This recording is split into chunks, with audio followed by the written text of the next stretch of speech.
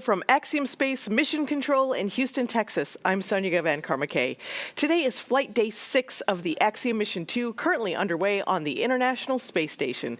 Today we have a wonderful interview with Axiom Space's Chief Scientist Dr. Lucy Lowe and postdoctoral research fellow Mayada Mosnab of Cedars-Sinai about the Stellar Stem Cells Project. But before we get to that, the Ax-2 crew consisting of Commander Peggy Whitson, pilot John Schaffner, and Saudi national astronauts Ali Al-Karni and Rayana Barnawi have just wrapped up another productive day on the orbiting laboratory. Here's a great photo of the Expedition 69 crew sharing a meal together. And this one of Peggy and Rayana posing for a picture inside the Japanese experiment module after a long day working with the Life Sciences glove box. Ali shared a video from an outreach event he conducted inside the European Space Agency's Columbus module, where he showed off the cloud seeding and microgravity payload.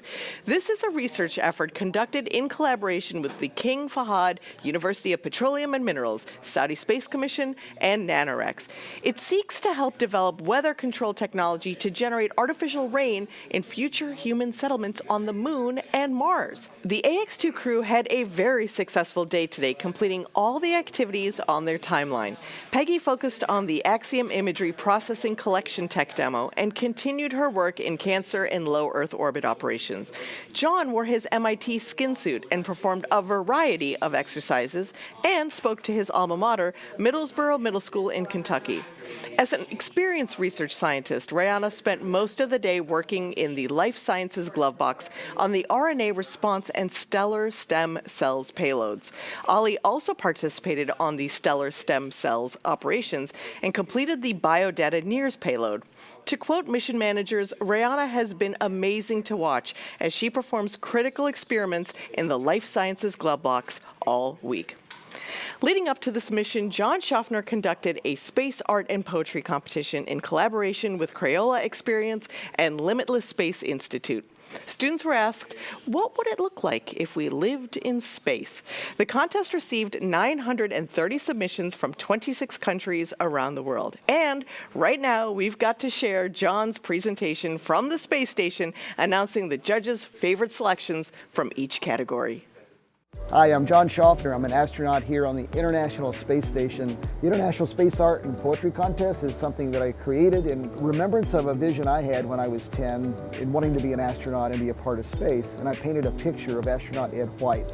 And I've always wondered, since I had my chance now to come to space, what other 10-year-olds are thinking about the same thing? What is their vision of space?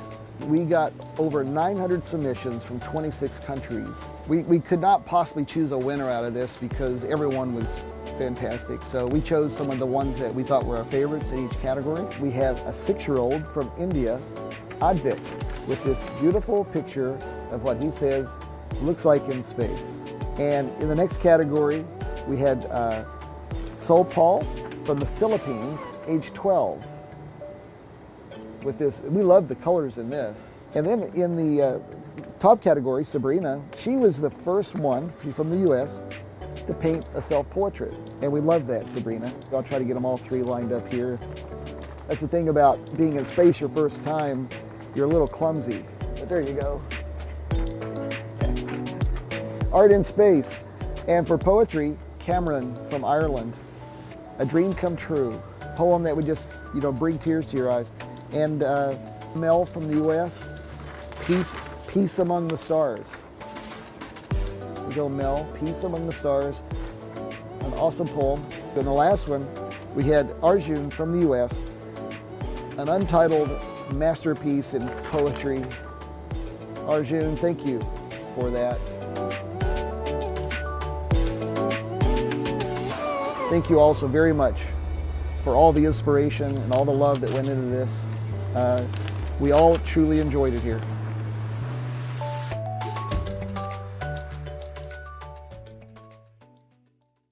With so many different activities happening in space, it's important to remember there are teams on the ground monitoring, supporting, and learning from the data in real time.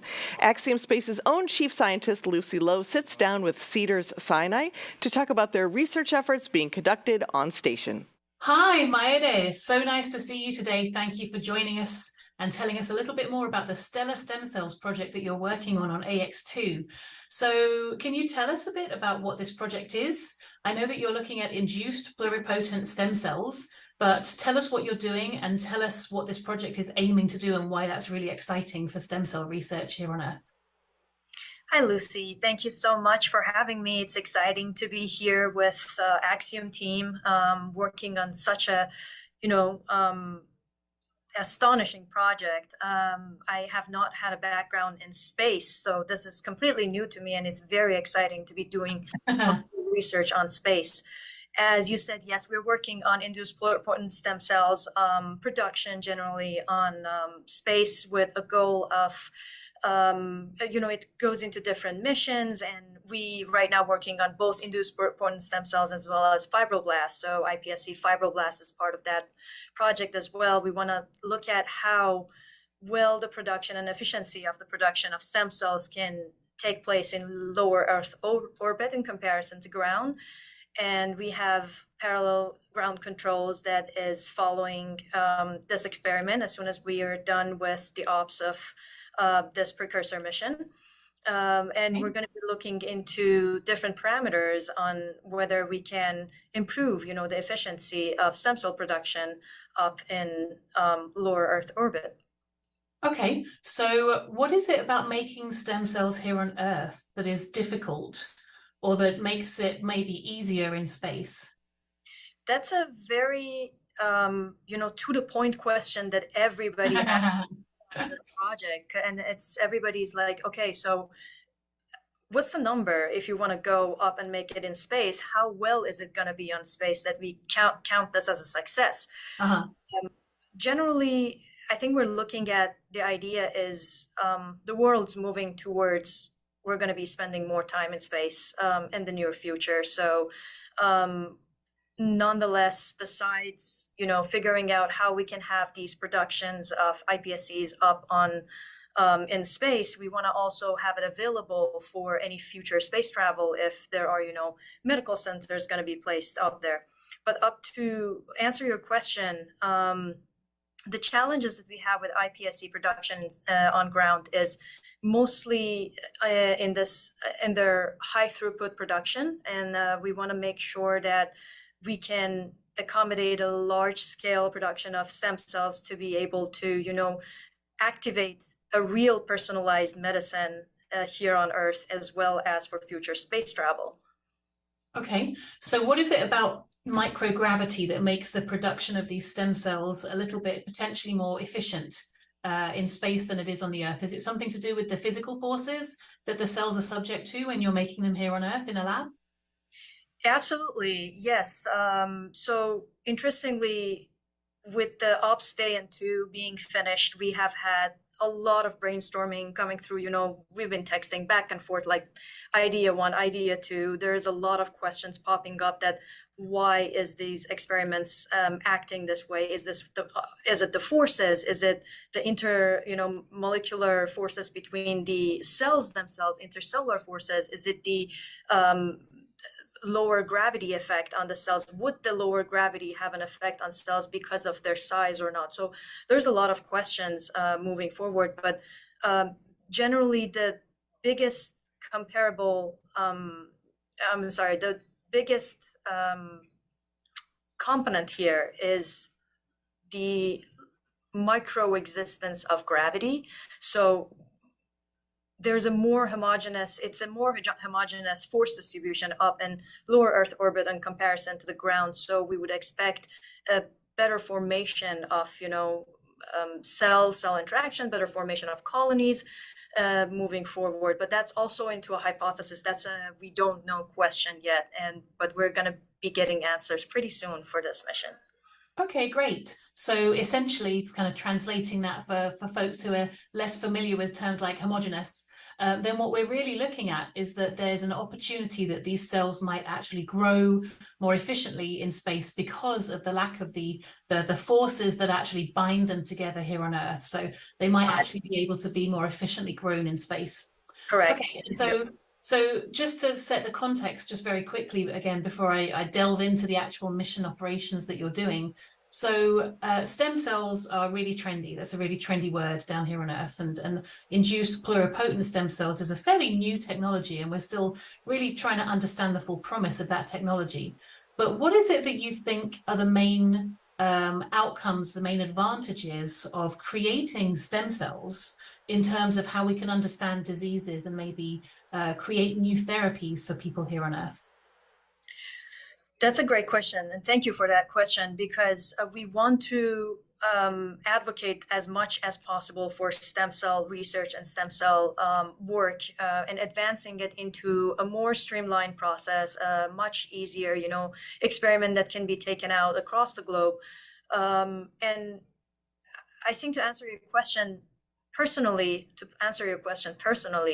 is to be able to substitute animal models as much as possible, and in disease modeling, besides the personalized medicine, besides the application of them for therapy, besides the application of them for patient specific disease analysis and drug therapies, we can also substitute them with organ-on-chips, using, embedded them into organ-on-chips model to substitute animal models that is ongoing right now, and make a more, ethical application for research that we're moving forward with.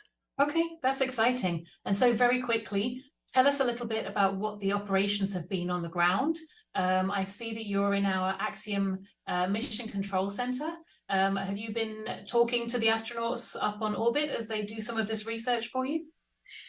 So we're not able to directly communicate with the astronauts, but we can hear them, and we can hear the communications that is ongoing. Cool. And it's just exciting. It's exhilarating. It's different. It's a new world. It's a different environment, just understanding that, grasping that idea that the media that you made down here on Earth, the cells that you're making here on Earth, is up there right now, and they're, working with them. It's just, it's very exciting to grasp. Yeah. So we have been hearing the communications, which is really interesting. I've been familiar with a lot of abbreviations here. I'm learning a bunch of abbreviations you're using I'm here. sure, yeah. Yeah. And yeah, all in all, it's a very exciting project. That's fantastic. Well, thank you so much for sharing a little bit of insight into why you're doing this research. We wish you all the best with it, and we can't wait to hear more about the results. Thank you so much, Mayade. Thank you, Lucy. Very cool. Tomorrow we'll have another great interview with Dr. Lowe as she speaks with Dava Newman about the MIT skin suit payload.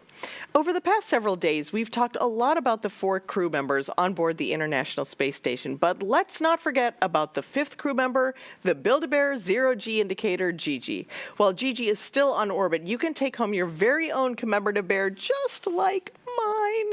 Just visit merch.axiomspace.com, where you can order one of these furry little friends dressed in its own Axiom Space Next Generation spacesuit, just like the ones that will soon be worn on the moon.